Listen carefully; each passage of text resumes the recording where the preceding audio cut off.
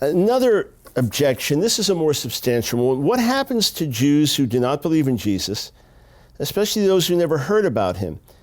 What happened to my wonderful Jewish grandmother, you might say? She never heard anyone her entire life. Was she in hell? Well, this is a serious objection to raise, because any Jewish person you talk to, unless his family or her family has a history of faith in Jesus Yeshua, what about their parents? What about grandparents, great-parents? Great-grandparents? I've got to ask the same question as the first Jew in my family to believe that we were aware of. First thing is, God is the judge, not me, and not you. You need to take that pressure off yourself, and when someone raises that objection to you, say, hey, God is the judge. I'm not the judge. That's the first thing. The second thing is those who never heard, those who never exposed to Scripture about this, those who were raised in a certain environment where they knew no more about Jesus Yeshua than they knew about the man on the moon, God is their judge too, but not just for Jews, for every person. Now, Scripture does teach that there's light that God puts within every human being. Scripture does teach that there's a revelation of God that comes through nature.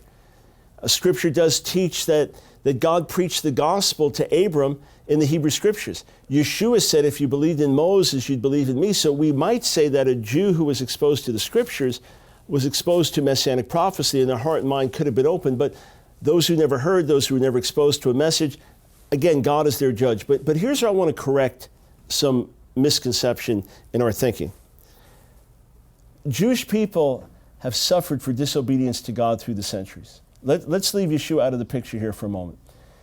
In the Hebrew Scriptures, in our own Bible, there were often times when there was great hardship, pain, suffering, death, exile. Why? Because as Jews, we disobeyed the Torah. As Jews, we cast out what the prophet said. There were grandmothers who suffered. There were grandfathers who suffered. All kinds of people suffered, and many of our people through the centuries have been disobedient. We Jews have sinned like everyone else. So let's not whitewash things as if Jesus is the only issue. If in fact we've sinned, if in fact we've fallen short, if in fact we've disobeyed, where is our atonement? Where is our forgiveness? How do we get right with God?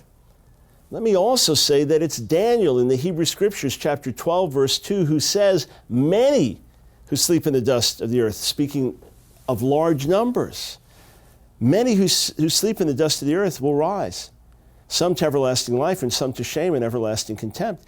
There will be future judgment. There will be future separation from God, and some Jews and some Gentiles will be with him, and some Jews and some Gentiles will be separated from him. That's a fact. We can't deny it. And let me say this, we can argue about the world to come, but we can't argue about what's happened in history and is recorded in our Bibles if we believe them. And in our Bibles, we see that often as a nation, rather than coming under God's blessings, we've come under God's curses. In fact, when you read the Torah, when you read the 5 books of Moses, you don't end it with a lot of optimism, do you? You come to the end saying, wow, we've disobeyed. You come to the end with Moses saying, if you've disobeyed like this in my lifetime, what's going to happen after I die? You recognize there's a lot of tragedy, a lot of pain, a lot of difficulty, a lot of sin, a lot of disobedience in our own Hebrew Scriptures, and a lot of judgment that came our way because of it. We would be foolish to think that somehow all of us as Jews are going to escape judgment in the world to come, any more than all Gentiles are going to escape judgment in the world to come. The bigger question is, what about my sin? What am I going to do about it? Where is atonement? And is the Messiah the way that God sent for Jew and Gentile to know him? We can speculate about those who've never heard. The question is, what's that person going to do that you're speaking to? What's the person going to do that I am speaking to?